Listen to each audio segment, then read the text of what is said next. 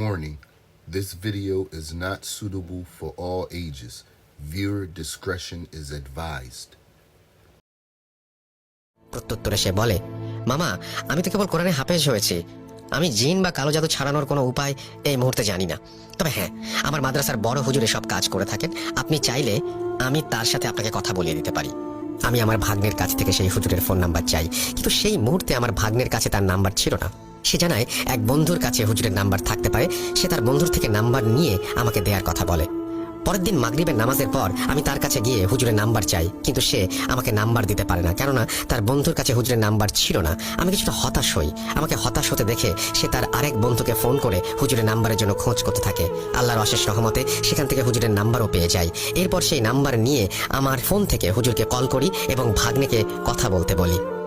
ভাগ্নে কথা বলে। ফোন রিসিভ করলে সে হুজুরকে নিজের পরিচয় দেয় এবং আমার ব্যাপারটা জানায়।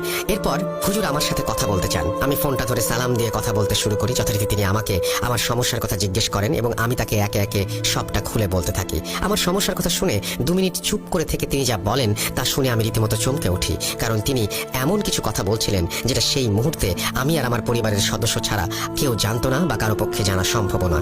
তাহলে হুজুর জানলেন কিভাবে? না, এটা এখন বলবো না। আপনাদের সবাইকে আরেকটু অপেক্ষা করাই। কেন আমি প্রথম হুজুরের কথা পরে বলবো তা আপনারা ঘটনা শুনলেই বুঝতে পারবেন আশা করছি।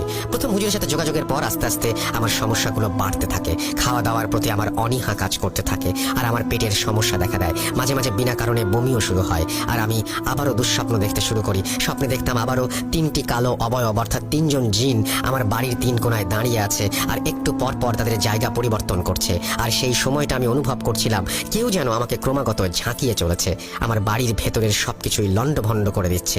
এভাবে সমস্যা বাড়তে থাকলে আমি আমার এলাকার এক হুজুরের সাথে দেখা করে তাকে সবটা জানাই। আমার সাথে যা যা হচ্ছে তা শোনার পর হুজুর আমাকে একটি তাবিজ দেন আর কোরআনের আয়াত একটি কাগজে লিখে সেটা একটা বোতল পানিতে দিয়ে পানি পড়ে দেন। হুজুর আমাকে সেই তাবিজ সবসময় আমার সাথে রাখতে বলেন আর সাবধান করে দিয়ে বলেন এই তাবিজ যেন কোনোভাবেই আমার শরীর থেকে আলাদা না হয়। আর হুজুর আমাকে পানি পড়া দিয়ে বলেন যেন এই পানি পড়া সকালে ঘুম থেকে উঠে খালি পেটে একবার খাই আর মাগরিবের আজান শোনার সাথে সাথে যেন আর একবার খাই। এভাবে তাবিজ সাথে রেখে দিয়ে 2 বার পানি খাওয়ার উপদেশ দেওয়ার পর আমি সেদিন বাসায় চলে আসি। বাসায় এসে আমি সেই তাবিজ সুতোয় বেঁধে গলায় ঝুলিয়ে রাখি আর নিয়ম করে 2 বার পানি পড়া খেতে থাকি। আস্তে আস্তে আমার সমস্যাগুলো কমতে শুরু করে। রাতে আমি সেই 3 জন জিনকে স্বপ্ন দেখতাম ঠিকই, কিন্তু এবার তারা আমার থেকে অনেকটা দূরে অবস্থান করত।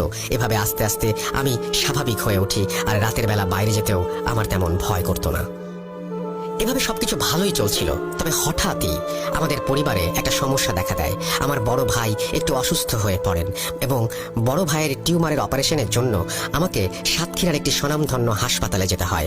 ভাইয়ার অপারেশনের পর প্রথম যেদিন বাসায় তিনি আসেন, ডাক্তার যে প্রেসক্রিপশন দেন সেখানে লেখা ছিল ভাইয়ার যদি অপারেশন করা জায়গায় ব্যথা ওঠে তাহলে প্রেসক্রিপশনে একটা ইঞ্জেকশনের নাম লেখা আছে তা দিতে হবে। সেদিন রাতে বাসায় ফিরে আমি যখন ফ্রেশ হচ্ছিলাম তখন আমি আমার গলায় তাবিজটি স্পষ্ট দেখতে পেয়েছিলাম। ফ্রেশ হয়ে কাজ শেষ করে আসতে আসতে রাত প্রায় 11টার মতো বেজে যায় আর হঠাৎ করেই আমার ভাইয়ের শরীরে ব্যথা শুরু হয়। আমি পাগলের মতো বের হয়ে পড়ি ইঞ্জেকশন ও একজন ডাক্তার আনার জন্য, কেননা ইঞ্জেকশন তো আর আমরা দিতে পারবো না। আমি বাইক নিয়ে দ্রুত ইঞ্জেকশনের ডাক্তার বাড়ি নিয়ে আসি। ডাক্তার ভাইয়াকে ইঞ্জেকশন দিলে ভাইয়া স্বাভাবিক হয়ে যান আর আমি ডাক্তারকে এগিয়ে দেওয়ার জন্য বাইরে আসি।